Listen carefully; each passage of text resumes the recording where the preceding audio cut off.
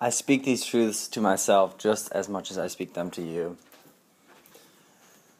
It's time to put the things into action that you know are right, you know are just, you know are necessary, you know that you're ready for.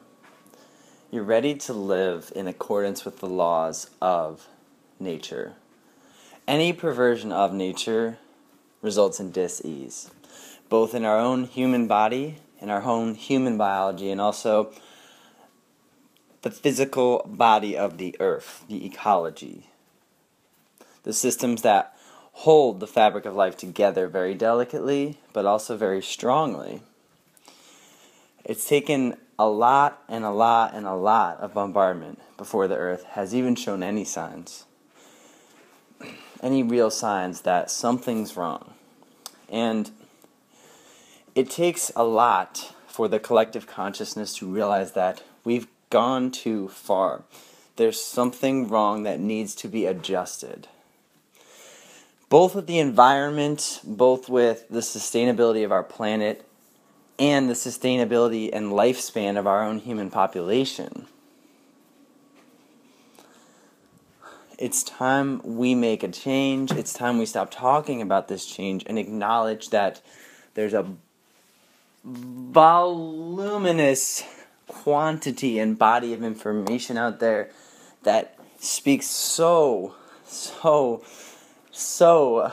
much towards the fact that we need to make changes. And thank goodness that many of us have, and you have. You've adopted so many things into your life that are for the betterment of human health, population of the world's health, the environment, and the animals that we share this planet with. Billions. Up to 60 billion animals are raised until maturity, are given enough food to grow to maturity, food that could have been given, and food that was grown on land that could have been used to grow food for human beings, the human beings that we claim to care about and want to make the world a better place for.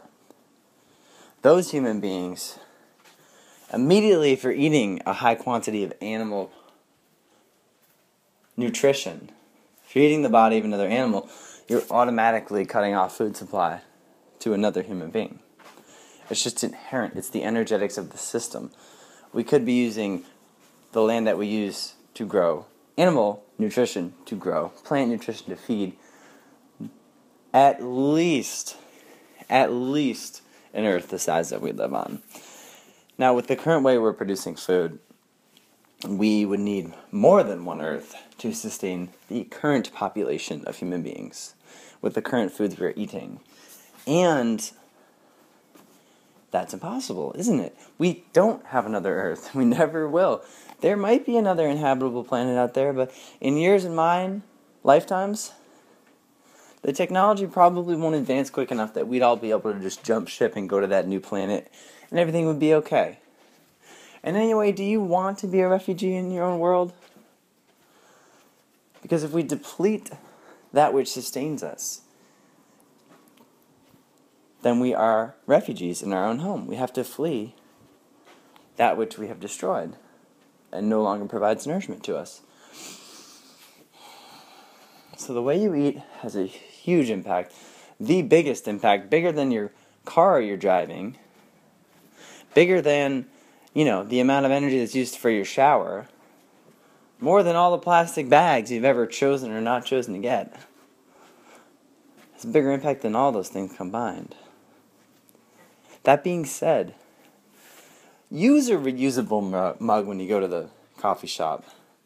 Caffeinate and incinerate is a mindless, unconscious bullshit habit that can just be dropped like the snap of a finger. Do those things. Take shorter showers. Put soap on your body with the water off. Take a military shower under 2 minutes. Water running. Do the small things, okay? I'm not trivializing them. But do the big ones, too. Plant-based, Conservation mentality. Turn the light switch off. Turn the TV off. Smile at strangers. Be nice. Beep your horn only when you need to. Let that person in the lane. Give a stranger a high five at least once a day. Do what you love. Do what you're passionate about, because disempowered, unpassionate people are what has made the world the way it is today. A bunch of people doing shit that they're not really even knowledgeable about the consequences of. It's a bunch of small individual components working for a system they don't even believe in. They don't know what truly the consequences of that system that they're putting their energy into is. And start to evaluate your values. Just because mom and dad said it was right, just because your neighbors and the social institutions, from the family you grew up in to the college you went to, just because those institutions tell you something's right, it's time to start questioning those core values you have. Non-judgmental, compassionate self-awareness. How can you be more kind to yourself, the planet, and the animals and the people that you share this space with? You share this space with others. There's no conceivable way in which we can all live independently of each other. Even if, your one-bedroom apartment makes you feel like you're independent from everyone else. Even if your solo trips to the grocery store, even if your disconnect makes you feel like you are independent from it, you are not.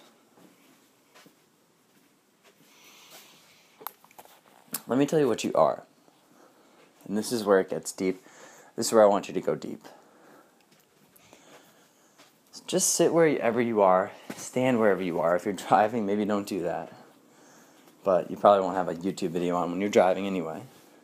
Wherever you are, maybe try to pause what you're doing and just reflect on this one question. Why are you?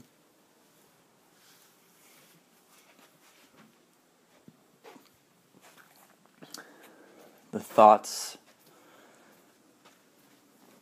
that are not pertinent to that question sort of just dissolve into unimportantness when you start to ask that beggar questions. Why are you here? Why are you available in this time and space, in this reality? Why are you available now? Why are your gifts, your unique abilities, why are they available right now in this point in history? Why are your God-given talents there? What are you going to use them for? Are you living to your greatest potential? Are you following your greatest excitement? Because a passionate world is what we need. We're making conscious decisions about what they eat, who they eat, when they eat it, why they drive, what they drive, where they live, where they live.